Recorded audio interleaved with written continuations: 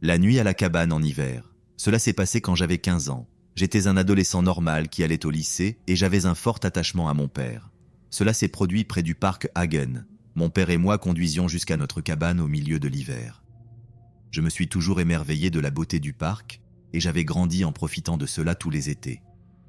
Notre cabane était située sur un grand lac à environ 30 minutes en voiture de la ville la plus proche. Il y avait probablement des milliers de cabanes autour du lac. Pendant l'été, la population autour du lac et de la ville triplait. C'était le comté de Cottage, où les gens passaient tout l'été à profiter du lac, des soirées chaudes autour de feux de camp avec leurs familles et leurs amis. Je passais tous mes étés là-bas et j'ai grandi avec de bons souvenirs, le soleil, les rires et le bruit des bateaux à moteur sur le lac. Mais les hivers étaient différents. Les personnes qui n'y vivaient pas toute l'année retournaient en ville, laissant la région presque déserte avec les cabanes fermées pour l'hiver. Il y avait quelques personnes qui venaient de temps en temps pendant quelques jours, mais pour la plupart, le lac était silencieux en hiver et la ville était pleine de locaux. Les magnifiques pins toujours couverts de neige rendaient la forêt paisible et tranquille. Notre cabane se trouvait au bout d'un chemin sans issue. Il y avait une vingtaine de cabanes sur la route et la nôtre était à peu près au milieu. Les cabanes étaient assez espacées. Notre voisin le plus proche était trop loin pour être vu. Mon père devait aller à la cabane pour peindre quelque chose que ma mère lui avait demandé de faire à la fin février. C'était un long week-end, alors je l'ai accompagné pour qu'il ne soit pas seul et pour passer du bon temps ensemble. Le voyage a duré environ 5 heures depuis notre maison, mais il a pris 8 heures en raison de la forte neige. Il faisait déjà noir quand nous avons conduit autour du parc Hagen vers minuit. Il y avait un silence de mort et une obscurité totale, à part les phares de la voiture qui traversèrent le parc. À une demi-heure de la cabane, il avait cessé de neiger et nous étions impatients d'arriver. En tournant sur la route familière, je me souviens que mon père a juré parce que la neige n'avait pas encore été déblayée. Ce n'était pas surprenant, cela ne serait probablement pas fait avant le lendemain. En conduisant sur la route, j'ai remarqué des traces récentes. Les Smiths devaient être prêts pour le week-end, a dit mon père. Soudain, en suivant les traces de pneus, les phares de la voiture ont illuminé une camionnette blanche stationnée sur le bord de la route, presque cachée par les arbres enneigés. Mon père a murmuré quelque chose en passant devant la camionnette. Je me souviens d'avoir regardé par la fenêtre arrière et vu 2 silhouettes sur le siège avant, éclairées par nos feux arrière. Je l'ai dit à mon père, qui a haussé les épaules en disant qu'ils étaient peut-être perdus. J'ai acquiescé, mais je ne pouvais m'empêcher de penser à la route sans issue et pourquoi ils auraient besoin de se garer là. En entrant dans notre allée et en sortant nos affaires, je ne pouvais me débarrasser de la sensation que quelque chose n'allait pas. Je n'arrêtais pas de penser à la camionnette et pourquoi elle était là, avec 2 personnes assises dans l'obscurité au milieu de la nuit. Cela m'a tellement effrayé que j'ai supplié mon père de me laisser dormir à l'étage avec lui plutôt que de dormir en bas dans la chambre que ma sœur et moi partagions habituellement. Elle avait de grandes fenêtres sans rideaux donnant sur la noirceur de la forêt, et moi, à 15 ans, j'avais déjà peur du noir, même sans la camionnette blanche. Ce n'était pas grave quand ma sœur était là, mais pas cette nuit-là. Pendant que mon père se préparait pour se coucher, je me suis assis dans le salon pour lire un livre. Mon père a éteint les lumières et j'ai allumé une petite lampe à côté du canapé pour essayer de lire le dernier chapitre avant de me coucher. Il faisait si silencieux que je pouvais presque entendre mes oreilles bourdonner. J'ai commencé à sentir que j'étais observé. Le salon avait de grandes fenêtres sans rideaux donnant sur le lac, qui était noir, à l'exception d'1 ou 2 lumières des cabanes de l'autre côté du lac. J'ai éteint la lampe et me suis levé du canapé. Maintenant que la cabane était sombre, la lune brillait intensément, illuminant la neige. C'était magnifique. Je me suis approché de la fenêtre pour regarder. Un mouvement a attiré mon attention et je me souviens que mon cœur a dégringolé quand j'ai vu 2 silhouettes sur le porche arrière, à peine cachées par les arbres environnants. Je me suis laissé tomber au sol et me suis traîné jusqu'à la chambre où mon père dormait. Mon cœur battait à tout rompre et j'avais une boule dans la gorge. Je n'étais pas sûr qu'il m'ait vu ou non, mais j'ai réveillé mon père. Quand il est arrivé à la fenêtre, les 2 silhouettes n'étaient plus là où je les avais vues. Il n'y avait que 2 paires d'empreintes dans la neige. J'ai supplié mon père de ne pas sortir. Il a vérifié les serrures 2 fois et allumé les lumières du porche pour essayer d'effrayer quiconque se trouvait là. Mon père n'avait pas aussi peur que moi, mais il s'est quand même préparé à sortir. L'alarme a sonné avant qu'il ne retourne au lit. Je me souviens que j'étais très effrayé et que je suis resté là toute la nuit à côté de mon père, en regardant par la fenêtre, redoutant de voir quelqu'un me regarder. Le matin, mon père est sorti et a confirmé qu'il y avait 2 ensembles d'empreintes allant de la route derrière notre cabane, contournant le devant de la cabane et retournant à la route. Il y avait des marques de pneus indiquant que le véhicule avait fait demi-tour et était retourné à la route principale. Mon père a supposé qu'il cherchait probablement des choses à voler, car c'était en plein hiver et peu de gens venaient au lac. Mais il savait que nous étions là. Ils auraient vu les traces de nos pneus menant à notre cabane et la voiture de mon père garée devant. Ils auraient aussi pu voir la lampe que j'avais allumée pour lire ou la voir s'éteindre. Mon père n'avait pas de réponse à cela. Après beaucoup d'hésitation, il a appelé le numéro d'urgence pour signaler l'incident. Apparemment, il y avait eu quelques vols dans les cabanes fermées pour l'hiver dans la région. Mais encore une fois, je me demande toujours aujourd'hui pourquoi ils auraient été intéressés à voler dans une maison où il y avait clairement des gens. Ou peut-être que leurs intentions étaient bien plus sombres que ceux que nous avions initialement imaginés.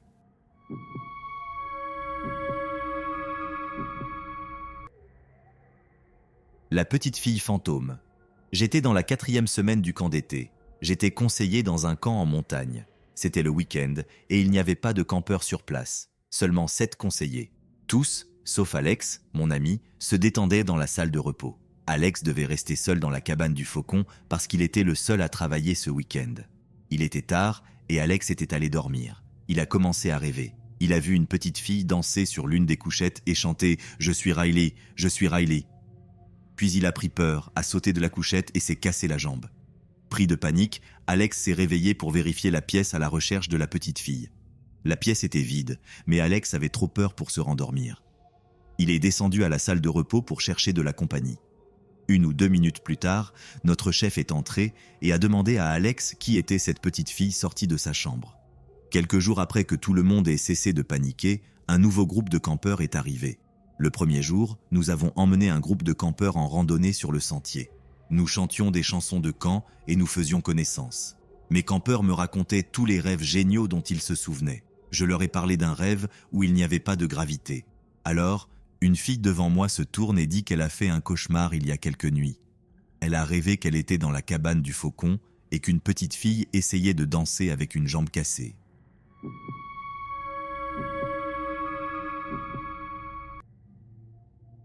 Le cri dans la nuit.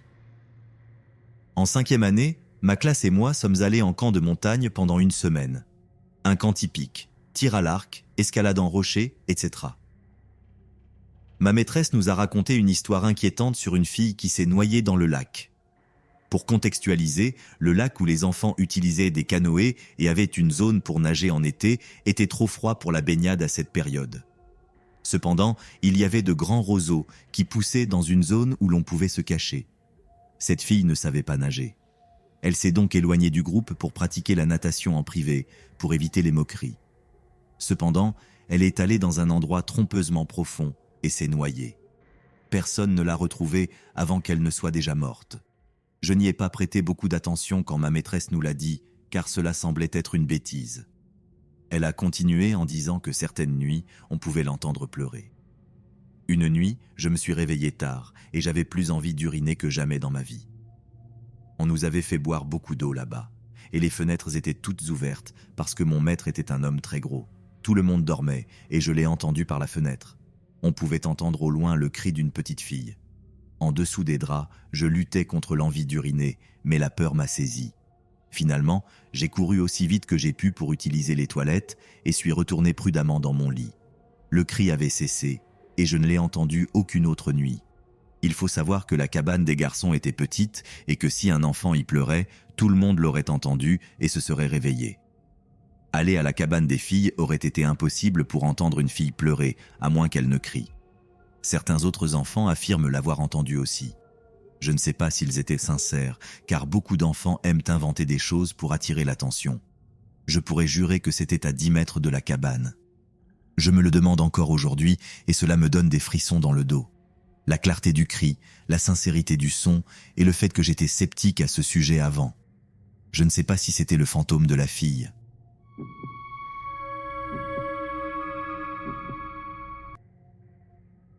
La maison du maître. Cette histoire s'est passée en 2005, juste au moment où le téléphone pliable Motorola Razr venait de conquérir le monde et était arrivé dans ma petite montagne. Le village est une relique de sa gloire passée. Il était autrefois une ville minière, peut-être à la fin du 19e siècle ou quelque chose comme ça. Mais toute ressource naturelle qu'ils avaient essayé d'extraire du sol avait laissé depuis de nombreuses maisons abandonnées et délabrées par le temps dans les parties extérieures de la ville, consommées par la nature et, pour la plupart, oubliées. Dans notre communauté rurale, les enfants avaient une légende importante sur une de ces maisons situées près de l'entrée de la mine, que beaucoup appelaient la maison du maître. Ce n'était pas vraiment une maison, mais plutôt une vieille cabane de 2 étages dans les bois, comme j'allais finir par l'apprendre. Selon l'histoire, c'était la famille du maître mineur qui vivait là, juste à côté de la mine, probablement pour que le maître puisse rentrer plus rapidement du travail. Je doute que ce soit vrai, mais le jour où ils ont fermé la mine, ils sont partis pour une raison quelconque, laissant derrière eux toutes leurs possessions, des vêtements, des assiettes, tout ce qui avait de la valeur. Cela paraissait étrange à presque tous les enfants et suscitait de nombreuses questions. À ce moment-là, la maison devait être là depuis probablement 100 ans, bien que je ne puisse pas le dire avec certitude. Un jour, mes amis et moi nous ennuyions beaucoup, alors nous sommes allés chez l'un d'entre eux.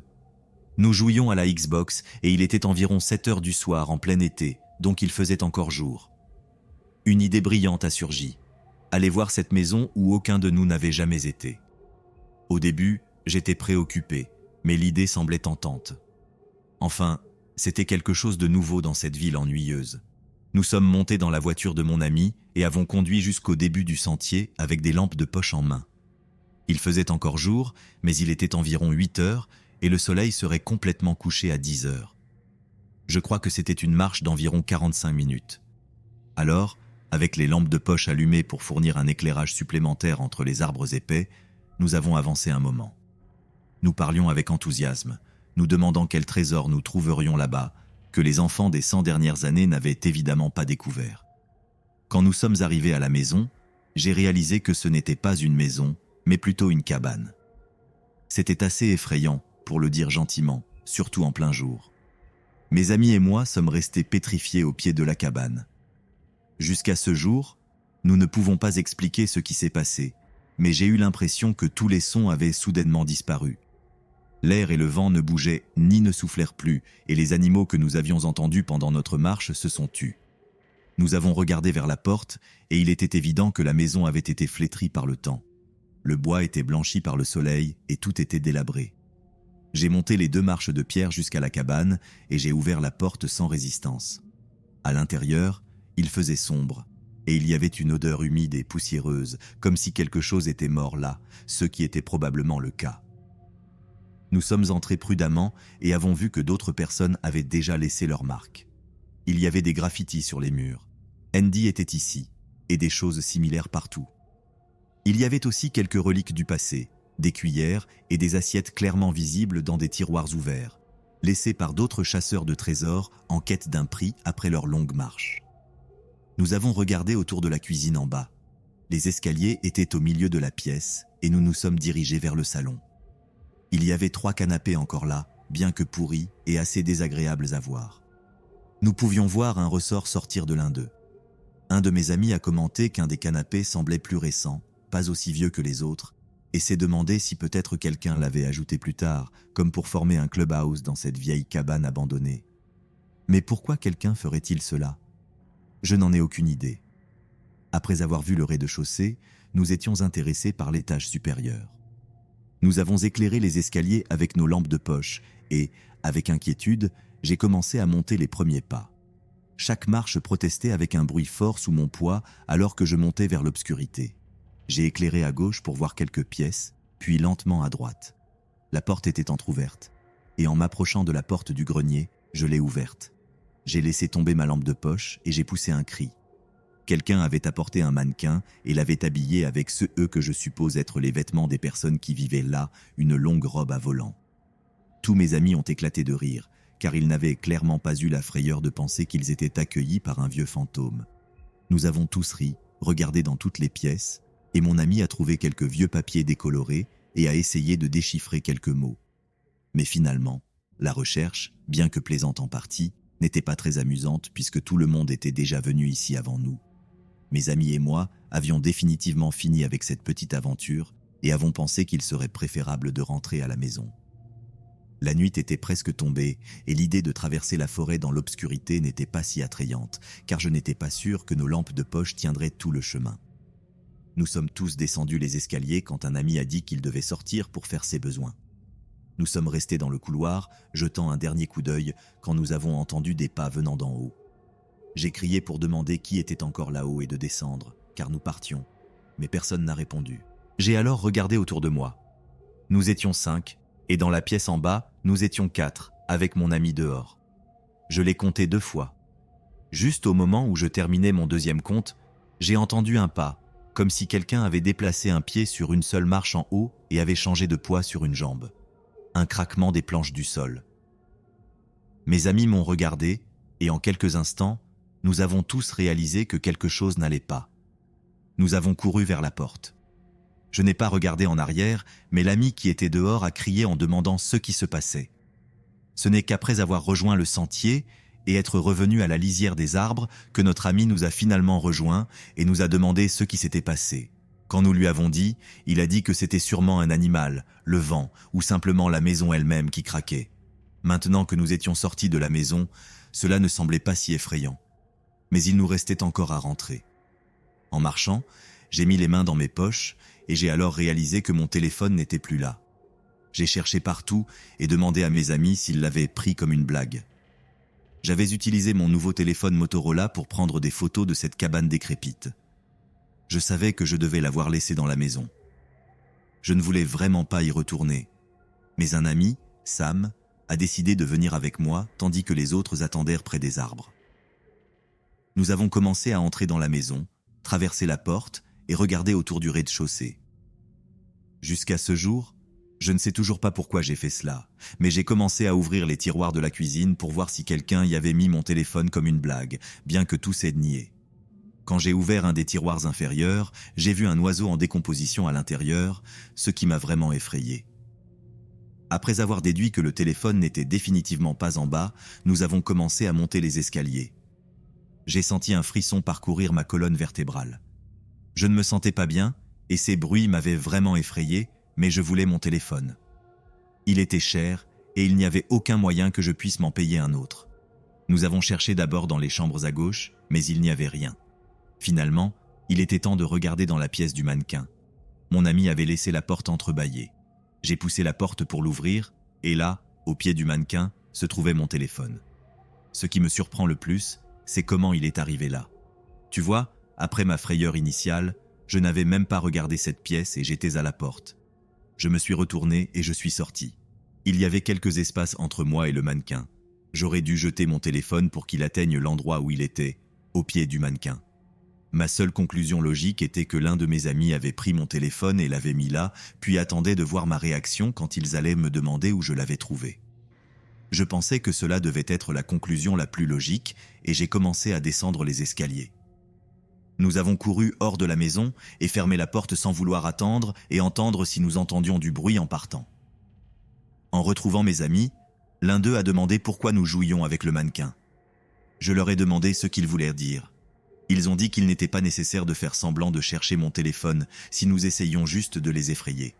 Je leur ai demandé ce qu'ils voulaient dire, et Sam m'a regardé, surpris. Il n'avait rien fait. Quand je suis entré seul pour chercher mon téléphone, je n'ai pas dit où je l'avais trouvé. Ils se sont ensuite regardés et m'ont demandé pourquoi je déplaçais le mannequin dans la pièce. Je leur ai donné un regard confus et ils ont expliqué que, après être entrés dans la maison, il semblait que le mannequin, visible à travers la fenêtre, se déplaçait légèrement d'un côté à l'autre, puis revenait s'asseoir sur la chaise. Je les ai regardés avec horreur et instinctivement me suis retourné vers la fenêtre où le mannequin aurait dû être visible, mais il n'y avait rien. Sans réfléchir, nous avons tous commencé à courir. Ce n'est que lorsque nous avons atteint la fin du sentier et que nous étions de retour dans la voiture, épuisés et haletants, que nous avons tous raconté notre version de l'histoire. Mes amis ont dit catégoriquement qu'aucun d'eux n'avait déplacé mon téléphone.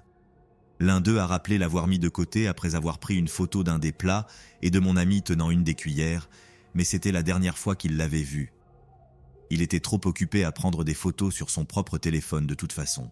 Je ne sais toujours pas ce qui s'est passé cette nuit-là. Je fais implicitement confiance à mes amis et, après leur réaction, je ne pense vraiment pas qu'ils aient eu quoi que ce soit à voir avec le mouvement de mon téléphone. Je suis également sûr qu'ils ne mentent pas sur le fait d'avoir joué avec le mannequin. Il n'y a eu aucune accusation directe de phénomènes effrayants pour nous effrayer. Ils pensaient que nous essayions de les effrayer, et ils n'ont même pas envisagé la possibilité que ce soit paranormal. Je ne suis pas sûr de ce que c'était. C'était le crépuscule après tout, avec très peu de lumière. Peut-être que c'était un tour de la lumière, du moins c'est ce que j'essaie de me dire. Mais ce que je sais avec certitude, c'est que je ne retournerai jamais dans cette cabane, ni n'encouragerai personne d'autre à le faire.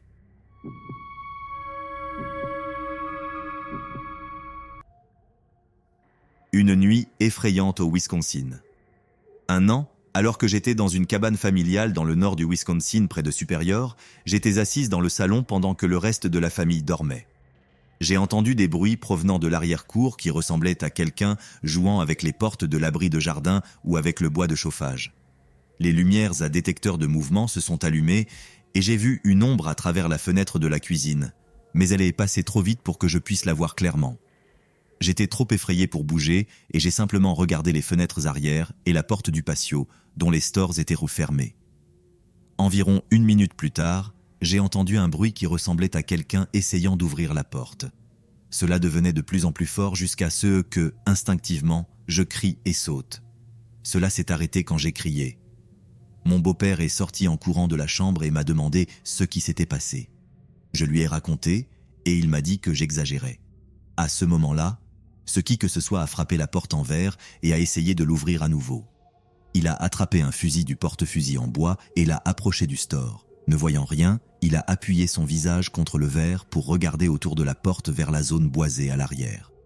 Ne voyant toujours rien, il a ouvert la porte pour essayer de faire fuir ceux qui se trouvaient là. J'étais à environ 5 pieds derrière lui, et nous avons tous les deux vu quelque chose de grand et bipède courir de derrière l'abri vers la lisière des bois. Cela a poussé un cri, comme je n'avais jamais entendu un animal crier auparavant. Il a tiré un coup de feu et cela a disparu dans l'obscurité. Nous n'avons pas parlé de cette nuit depuis 20 ans, terrifiés par ce que cela aurait pu être.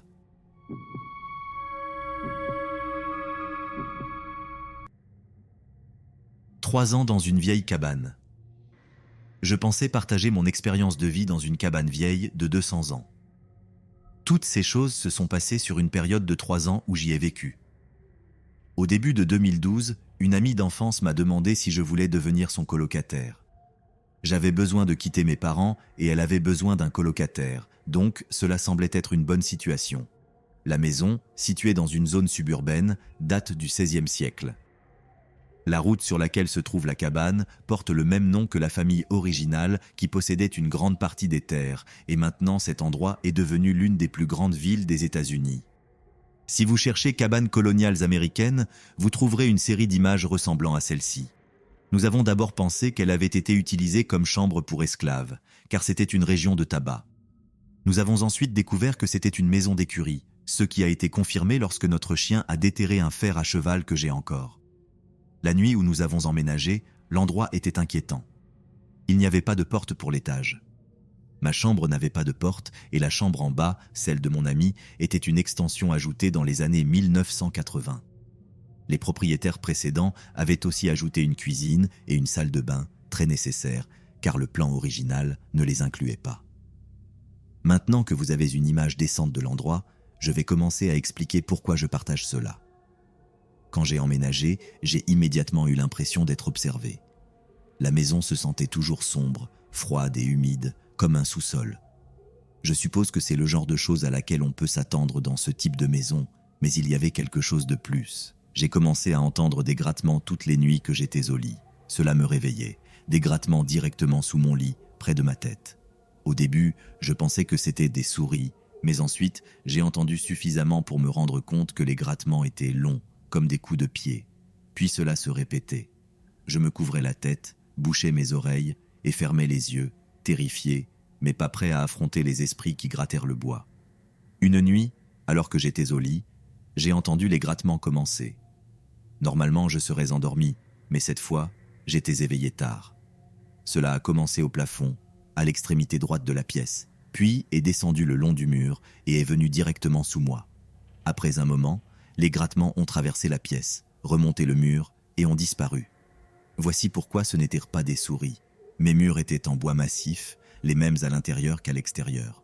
Le plancher n'avait pas d'espace entre le plafond du bas et le sol du haut. Comme je l'ai dit, une vieille cabane. Pour accélérer les choses, j'ai eu tellement peur que j'ai commencé à dormir en bas. Mon amie, maintenant ma femme, m'a demandé ce qui se passait. Je lui ai dit, et elle a dit que cela arrivait aussi quand elle était seule à la maison. C'était dans la première semaine. Voici la partie effrayante. Quand nous avons emménagé, j'ai dû dévisser tous les boulons que les locataires précédents avaient mis aux fenêtres. J'ai dû dévisser une des portes extérieures qui était fermée par des vis et nous avons dû nettoyer de la nourriture étrange pour lapins du four. Nous avons dû écrire « Ne vis plus ici » sur des centaines de catalogues de commandes par correspondance que l'ancien locataire avait reçus. Nous plaisantions toujours en disant que le gars était un sataniste, mais nous pensons maintenant que nous n'étions pas trop loin de la vérité. Nous avons tous deux commencé à dormir en bas dans le salon, nous sentant plus à l'aise en compagnie de l'autre. La sensation effrayante était plus facile à gérer si quelqu'un était avec vous. Jusqu'à une nuit où j'ai eu un rêve où une force sombre s'approchait de moi. C'était à la troisième personne, comme si je me voyais dormir. L'entité commençait à planer au-dessus de ma tête et tout le temps je sentais une pression croissante dans ma tête et un bourdonnement aigu dans mes oreilles. Cela est devenu si intense que je me suis réveillé en sursaut et ai regardé autour de la pièce. Environ une seconde plus tard, la télévision s'est éteinte. Elle venait de se couper. Nous avions eu des problèmes avec la télévision s'allumant et s'éteignant aléatoirement. Mais cette fois, c'était trop de coïncidences pour l'ignorer. Je suis allé me coucher avec la télévision éteinte. Je l'avais éteinte parce qu'elle était allumée au départ. Nous avons commencé à dormir dans sa chambre après cette nuit. Elle m'a dit que rien ne se passait vraiment dans sa chambre. Peut-être parce que c'était une extension, je ne sais pas. Peut-être que nos fantômes jouaient les entremetteurs et essayaient maintenant d'avoir un enfant. Nous avons été mariés pendant 5 ans. Une fois, alors que j'étais en haut en train de lire et de m'endormir, mes fenêtres ont commencé à s'ouvrir et à se fermer. J'étais déjà à bout avec cet esprit, alors le lendemain, j'ai préparé la même situation. Rien ne se passait quand je n'étais pas là, ce qui était drôle. J'ai fini par crier à l'esprit de nous laisser tranquilles, que j'étais fatigué de ces bêtises. La fumée sacrée a fonctionné pendant un certain temps, en tout cas. Quand j'étais seul à la maison, le réveil commençait à sonner dès que ma femme partait. Les tiroirs s'ouvraient et claquaient. Avec le temps, cela a simplement cessé. Finalement, tout s'est ralenti jusqu'à disparaître. Je suppose qu'en vieillissant, cela a cessé de m'importuner. Mes beaux-parents vivaient là et c'étaient de mes propriétaires. La maison est maintenant chaleureuse et accueillante. Chaque fois que j'y passe du temps seul, je ne ressens plus de malveillance. Je referais tout si je devais y retourner.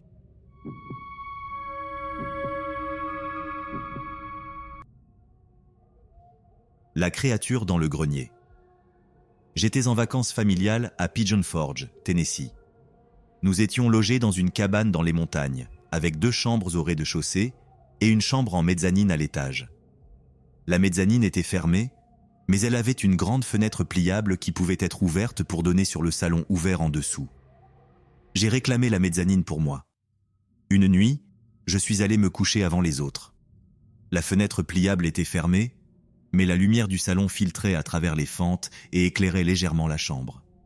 J'ai mis mes écouteurs, allumé mon CD de Linkin Park dans mon Discman et me suis allongé sur le lit.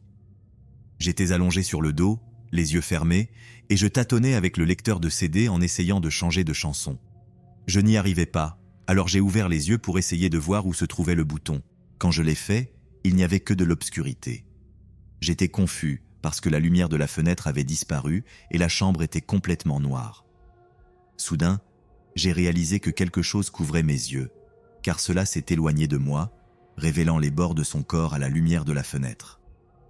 J'ai regardé fixement, figé. Cette créature s'est envolée vers l'arrière, se terminant dans les coins supérieurs de la chambre, puis a commencé à disparaître dans les ombres. Je me suis caché sous les couvertures et fermé les yeux et monté le volume au maximum. Finalement, je me suis évanoui. Une expérience étrange s'est produite ce matin-là.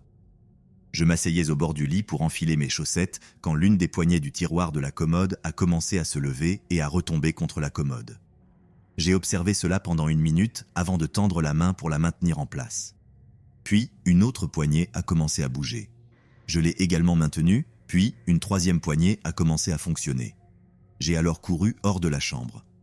Plus tard, j'ai raconté cette histoire à un nouvel ami, et sa réponse à la description physique de la créature était « comme un spectre ». J'avoue que je ne savais pas ce que c'était. Il a sorti des images pour me montrer. Ce n'était pas triste, mais seulement la réponse de mon corps, ce qui était étrange pour moi. C'était exactement ce que j'avais vu cette nuit-là. C'était l'une des choses les plus curieuses et terrifiantes que j'ai vues.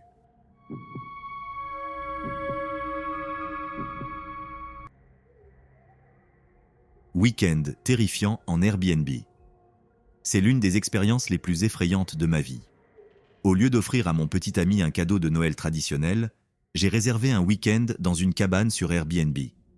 Nous n'étions pas, alors j'ai passé beaucoup de temps à chercher un endroit avec juste le bon niveau d'intimité. Je voulais quelque chose d'isolé, mais pas désolé, à cause de notre manque d'expérience. J'ai opté pour un endroit à la périphérie d'une ferme de 500 acres, juste au bord de la rivière, avec une maison et des équipements pour cuisiner en plein air. Enfin, le week-end est arrivé et nous étions très excités de nous échapper quelques jours. C'était à seulement 1 heure et demie de chez nous, mais trouver l'endroit était un peu compliqué. Le propriétaire nous avait donné les classiques instructions. Tournez à gauche au panneau, à droite à la fourche, puis au niveau de l'arbre. Une fois arrivés à l'adresse approximative, nous avons terminé dans une autre location de la propriété et sommes tombés sur la femme de ménage. Finalement, nous étions en route pour notre cabane, passant devant des cochons, des vaches et la ferme principale. C'était beau et serein, jusqu'à ce que nous arrivions au dernier tronçon de la route. C'était plutôt un sentier de randonnée à peine assez large pour notre camionnette, plein de nids de poules et très traîtres. Après avoir hyperventilé pendant environ 10 minutes, nous sommes arrivés au pied de la montagne, avons traversé un ruisseau et atteint la cabane. Le premier jour et la première nuit se sont déroulés comme prévu. Nous avons rencontré l'un des ouvriers agricoles le premier jour et le propriétaire de la ferme le deuxième jour. Ils étaient tous deux extrêmement gentils et serviables. Vers 7 heures du soir, le deuxième jour, un camion s'est arrêté et s'est garé à côté. Nous avons pensé que c'était l'une des personnes que nous avions rencontrées ou peut-être quelqu'un d'autre de la ferme venu nous saluer. Mais nous avions tort. 3 types ont sauté du camion et nous ont salués comme s'ils... Nous étions assis sur le porche avant de la cabane et mon chien, un berger allemand de 40 kilos, a commencé à devenir fou. Non seulement il est intimidant, mais il fait aussi beaucoup de bruit. De l'autre côté de la cabane, et j'ai envoyé mon petit ami voir qui étaient ces personnes. L'un des types lui a demandé comment était la pêche ici. Mon petit ami a répondu que nous n'étions pas là depuis longtemps et qu'il devrait demander sur la propriété. Le type a dit quelque chose comme « Oh, je sais, nous sommes juste venus ici pour chercher un endroit où pêcher. » J'ai envoyé un message au propriétaire pour l'informer de ce qui se passait, mais il n'a pas répondu. Les types ont commencé à se déployer et à prendre des photos de la propriété. Je savais que c'était à l'intérieur. Ils ont commencé à faire des vidéos de la propriété parlant une autre langue. Naturellement, j'ai commencé à paniquer et j'ai envoyé un autre message au propriétaire, mais il n'a toujours pas répondu. Ils sont partis après un moment et j'ai envoyé un message au propriétaire de leur départ avec la marque et le modèle de leur camionnette, mais je n'ai toujours pas reçu de réponse. Nous avons convenu que nous ne dormirions pas cette nuit-là. Nous avons donc parti. Cela fait 2 jours et je n'ai toujours aucune nouvelle du propriétaire. Je n'ai interagi avec lui que quelques fois, mais il était si gentil que cela semble hors de propos qu'il ne réponde pas du tout. Cela aurait pu n'être rien, mais il était évident que ces types étaient déjà venus là et ne cherchèrent pas un endroit pour pêcher. Ce n'était pas un endroit public et il n'était pas facilement accessible par beaucoup de moyens. Ils savaient quel chemin prendre pour arriver à la rivière et se sentaient complètement à l'aise de conduire des kilomètres à travers une propriété privée clairement marquée, passant par la ferme principale et descendant. Je ne sais pas ce qui se passait, mais je suis contente de ne pas l'avoir découvert.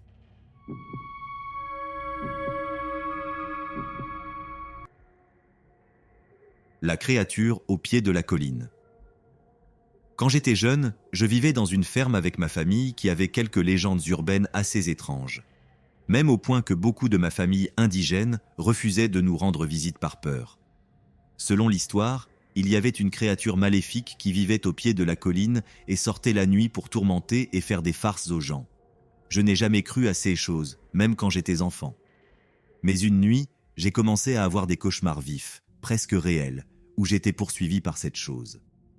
Cela est devenu si intense que j'ai fini par suivre une thérapie après un an de cauchemars. J'ai essayé de dire à ma famille que je voulais déménager à cause de la réalité de ces cauchemars, mais ils pensaient simplement que j'avais une imagination débordante. Ce n'étaient pas seulement les cauchemars qui rendaient cela si horrible. Certains jours, nous trouvions des poules déchiquetées et d'autres jours, des chèvres disparaissaient. Des amis venaient dormir chez nous et ne revenaient jamais. Parfois, tard dans la nuit, nous entendions quelque chose poursuivre notre cheval dans le champ, et il devenait fou et hurlait jusqu'au matin. Ma sœur et moi avons commencé à croire que tout cela était bien réel. Un jour, un ami de la famille est venu nous rendre visite et a séjourné dans la cabane à l'arrière de la propriété. Ce fut la première nuit où j'ai réussi à bien dormir depuis des mois. Cette nuit-là, l'ami de mes parents a eu les pires cauchemars qu'il ait jamais eus. Il est parti tôt le lendemain matin, disant qu'il ne reviendrait jamais. En faisant ses bagages, il a dit que quelque chose le poursuivait dans ses rêves. Et quand il s'est réveillé, il a entendu des pleurs étouffés dehors, et la cabane tremblait comme si quelque chose la frappait de toutes ses forces. L'expression de peur sur le visage de cet homme me hante encore aujourd'hui. Il tremblait et pleurait en s'éloignant, et mes parents ont refusé d'en discuter avec nous. Plus tard dans la journée, ma sœur et moi avons marché jusqu'à la cabane pour découvrir qu'elle était inclinée et que l'intérieur semblait avoir été frappé par un tremblement de terre. Mes parents ont vendu la ferme et déménagé quelques mois plus tard, et je n'ai plus jamais eu ces cauchemars. Quelques années plus tard, mes frères et moi avons reçu un article sur la ferme, racontant un meurtre-suicide qui y avait eu lieu. Le mari qui avait acheté la propriété était devenu fou, avait poignardé sa femme, puis s'était tiré une balle dans la tête. Mes parents ont refusé d'en parler, mais parfois mes frères et cousins le mentionnent dans les conversations et partagent le traumatisme que cela nous a causé, à nous et à nos amis, qui refusaient de revenir après les horribles nuits qu'ils avaient vécues là-bas. Toute la ville est en ruine. Tous ceux qui quittent cette commune ont une histoire traumatisante, basée sur la logique ou le surnaturel. Il s'est passé tant de choses terribles là-bas que vous ne serez pas surpris s'il y a quelque chose de plus sinistre vivant sur cette terre. Si vous voulez descendre dans un terrier déprimant, cherchez Meurtre de Borille, c'est notre petite version d'Amityville. Je ne suis pas sûr que tout cela ait été dans ma tête ou dans une réalité horrifique, mais après avoir appris les meurtres qui ont eu lieu quelques années plus tard, je commence à croire que cette chose est toujours là, entrant dans les cauchemars des gens, massacrant la faune locale et terrorisant quiconque achète cette propriété.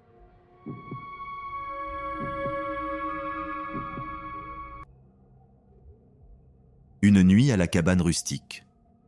Nous étions en vacances dans une cabane rustique construite dans les années 70 pour mon enterrement de vie de jeune fille. La cabane était à Lake Laser, New York. Pour planter le décor, cela s'est passé la première nuit. Nous étions 6 filles au total, 2 juste à l'extérieur de la cuisine en train de faire un barbecue et les 4 autres assises autour de la table de la cuisine. C'était une petite cuisine avec une table juste à côté du comptoir de la cuisine et de l'évier. Nous n'avions pas vraiment commencé à boire ni quoi que ce soit. Je pense que nous avions pris un seul verre préparé par notre ami barmaid avec un shaker. Je dis cela parce que le couvercle du shaker était assis juste à côté du shaker sur le comptoir. Je me souviens avoir vu cela.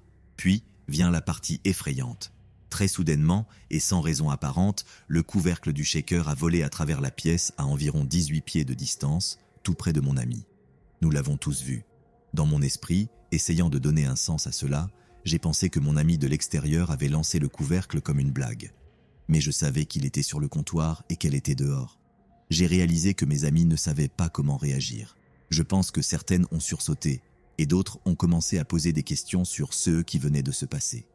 Finalement, nous avons toutes couru en criant. En bref, nous avons décidé de l'ignorer. On m'a toujours appris à ne pas donner de pouvoir à ces choses, mais je sais que le couvercle a volé à travers la pièce. Il n'a pas glissé du comptoir par gravité.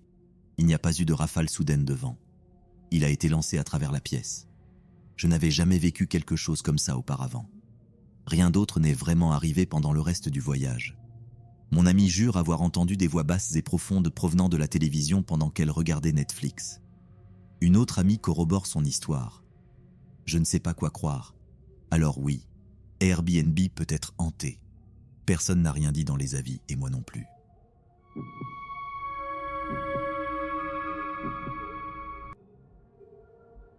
La créature du Pioneer Trail. C'était en 2017. J'étais à l'église à ce moment-là et nous avons fait le Pioneer Trail parce que ma mère m'a convaincu de le faire, même si je n'étais pas enthousiaste. J'avais une sensation d'inquiétude que je n'ai comprise qu'après la première nuit. Nous avons marché sur le Pioneer Trail pendant environ 10 minutes. À ce moment-là, nous nous sommes arrêtés pour prendre une pause, comme tout le monde, mais je ne pouvais pas me débarrasser de la sensation que quelque chose me regardait. J'ai décidé de ne rien dire parce que cela me semblait stupide. Il n'y avait rien ici à part nous. Nous avons continué nos activités normales et cette nuit-là, j'ai mangé des chips épicés et j'ai dû aller aux toilettes. Ensuite, je suis retourné à la cabane après les activités d'une longue journée, prêt à dormir. Cependant, avant de m'endormir, j'ai entendu une branche se casser. Je n'y ai pas beaucoup pensé, mais ensuite j'ai entendu une autre branche se casser et encore une autre. Quand j'ai pensé que tout allait bien, quelque chose se passait. J'ai décidé de regarder par la fenêtre pour voir ce qu'il y avait dehors. Ce que j'ai vu m'a fait tomber par terre. J'ai vu cette créature longue, blanche et mince, avec une cage thoracique visible et des yeux rouges brûlants. Elle ressemblait à un humain, mais de manière déformée. Sa peau était principalement transparente et elle semblait renifler, comme si elle cherchait quelque chose dans la forêt. Je l'ai regardée fixement un moment, la voyant renifler l'air de dos. Cependant, elle a finalement commencé à tourner lentement son corps dans ma direction. C'est à ce moment-là que je suis allé me cacher dans ma couchette. Qu'est-ce que c'était que cette chose? Je devenais fou. Bien sûr, en pensant à cela, j'entendais encore plus de branches se casser, mais j'ai décidé de ne plus m'approcher de la fenêtre. J'ai réveillé un de mes compagnons de cabane qui m'a regardé, terrifié. « Hé Léo, on dirait que tu as vu un fantôme », m'a-t-il dit en riant un peu. Je lui ai dit qu'il ne voulait pas savoir ce que j'avais vu, mais que je voulais qu'il regarde avec moi. Il a accepté, pensant qu'il n'y avait rien dehors. Mais quand nous avons regardé, la créature était encore là, un peu plus près qu'avant. Nous avons donc décidé de nous recoucher et de tenter de dormir. Je pouvais encore entendre des tonnes de branches se casser, mais nous avons décidé de ne pas regarder et de fermer les stores. Environ une demi-heure plus tard, j'ai rouvert les stores et j'ai vu qu'il y avait une tonne de branches cassées partout. Nous ne savions pas quoi faire, alors nous nous sommes rendormis. Bien sûr, nous avons décidé de ne pas dire à nos conseillers ce que nous avions vraiment vu, en leur disant simplement que nous pensions avoir entendu un ours ou quelque chose la nuit. Ils ont envoyé un groupe pour enquêter, mais ils n'ont trouvé que quelques empreintes étranges. Nous savions ce que c'était et je ne suis jamais retourné au Pioneer Trail.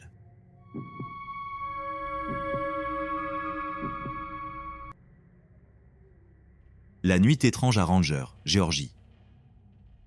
Cette histoire est d'un voyage que j'ai fait pour rester dans une cabane au milieu des bois, dans les montagnes de Ranger, en Géorgie, aux États-Unis. On dit que ce quartier se trouve à 30 minutes de la montagne, loin de la civilisation, et même les cabanes sont très espacées. La terrasse avant de la cabane était complètement exposée à la forêt, donc je reconnaissais que tout animal pouvait s'y promener s'il le souhaitait. Mais j'y suis resté environ une semaine, et mon petit ami et moi nous asseyions dehors sur la terrasse avant chaque nuit tardivement, et à aucun moment nous ne nous sommes sentis en danger. C'était calme, avec des lucioles et des sons de grillons chaque nuit, jusqu'à la 5e nuit. Cette nuit-là était étrangement sombre, et la lune était très couverte. Il était environ minuit, et soudain je n'ai plus ressenti la paix des autres nuits. La forêt est devenue complètement silencieuse et j'ai ressenti une horrible sensation de terreur, craignant vraiment pour ma vie. Je me suis assise dans ma chaise, regardant la forêt sombre, essayant de rationaliser et de me calmer, me disant que mon esprit me jouait des tours. Mais soudain, mon petit ami a dit à voix haute qu'il se sentait en insécurité. Je lui ai dit que je ressentais la même chose et nous sommes rentrés à l'intérieur. La cabane avait 3 étages et nous pouvions sortir par la fenêtre et nous asseoir sur le toit, car nous voulions rester calmes et détendus dehors. Peu importe combien c'était haut, je pouvais toujours sentir que quelque chose n'allait vraiment pas, et je suis resté à l'intérieur. La seule autre fois où j'ai ressenti quelque chose de similaire, c'était quand quelqu'un me regardait et une expérience que j'ai eue dans une maison hantée. Si quelqu'un pouvait partager des expériences similaires ou m'éclairer à ce sujet, je serais reconnaissante.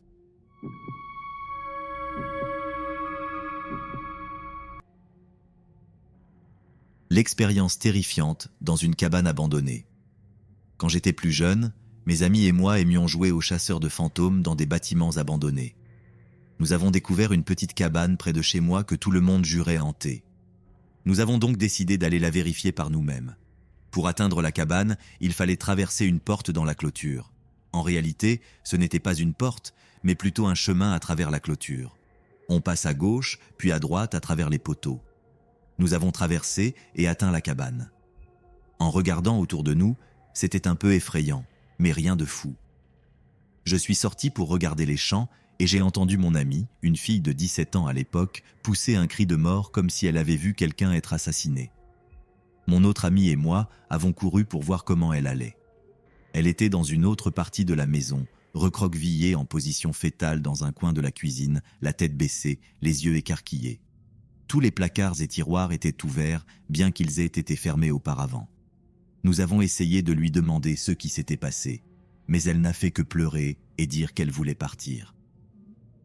Nous avons marché jusqu'aux voitures en suivant l'un des poteaux de la clôture. Il y avait un pissenlit sur un tas de terre comme s'il avait été déterré là, alors qu'il n'était pas là quand nous sommes entrés. Nous sommes rentrés chez nous, trouvant cela effrayant. Mon amie, jusqu'à aujourd'hui, ne nous a jamais dit ce qu'elle avait vu.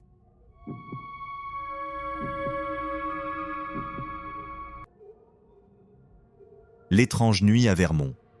Nous sommes allés au Vermont pour voir des amis et avons trouvé une cabane au fond des bois via Airbnb pour passer la nuit. J'avais peut-être bu un verre ou deux, tandis que personne d'autre ne buvait. C'était une belle journée remplie de rires, et maintenant j'étais le seul encore éveillé à minuit, en bas dans le salon, profitant de la cabane et contemplant la vie. Il n'y avait ni store ni rideau à aucune des fenêtres de la cabane, ce que j'ai trouvé étrange. Il y en avait beaucoup, et chacune montrait l'obscurité totale du désert à l'extérieur. Je suis monté me coucher dans une chambre partagée avec mon meilleur ami dans un lit séparé. Avant de me coucher, j'ai regardé par la fenêtre de la chambre, pensant encore à quel point c'était étrange de ne pas avoir de store ou de rideau. Je me suis souvenu avoir pensé que quelqu'un pourrait probablement me voir à une distance d'1 kilomètre à travers cette fenêtre. Je me suis couché et me suis instantanément endormi. Je me suis réveillé et mon meilleur ami était debout à côté de moi, sa main serrée autour de mon cou. Nous crions tous les deux à plein poumon et luttions pour nos vies dans l'obscurité de la chambre. Nous avons lutté pendant une bonne minute en criant et en détruisant la chambre. Le verre se brisait, les meubles bougeaient. Finalement, mon ami a repris ses esprits et a allumé la lumière pendant que nous essayions de comprendre ce désastre. Mon seul souvenir était de me réveiller et de voir mon ami crier en me serrant le cou. Il semble se souvenir de moi, debout au-dessus de lui et le menaçant. Il a dit qu'il s'était senti submergé par la colère et m'avait attaqué. À ce moment-là, nous sommes descendus et avons essayé de discuter de ce qui s'était passé. Nous avions quelques questions principales auxquelles nous ne pouvions pas répondre. Nous avions tous les deux dormi pendant 10 minutes avant de commencer à nous battre. Le sommeil paradoxal ne peut pas se produire en 10 minutes, donc ce ne pouvait pas être un rêve. Nos autres amis dans la chambre voisine n'ont rien entendu et ne se sont pas réveillés avec le bruit. Après environ une demi-heure en bas, j'ai ressenti la peur la plus horrible que j'ai jamais expérimentée, pensant que ma mort était certainement imminente. J'ai eu une attaque de panique totale et nous avons commencé à crier pour réveiller tout le monde et quitter la cabane. Nous avons tous fait nos valises et sommes partis en 1 heure. Quelles sont les explications possibles ? Les propriétaires d'Airbnb ont vérifié les détecteurs de CO2 et ils fonctionnèrent bien. Nous ne leur avons jamais raconté toute l'histoire, mais nous avons accepté de payer les dommages de la chambre. Qu'est-ce que cela pourrait être qui nous a réveillés et nous a fait nous battre l'un contre l'autre ? Jusqu'à aujourd'hui, je ne peux pas l'expliquer. La seule chose que je sais, c'est que c'était mon ami depuis de nombreuses années et qu'il serait incapable de faire cela, ou bien.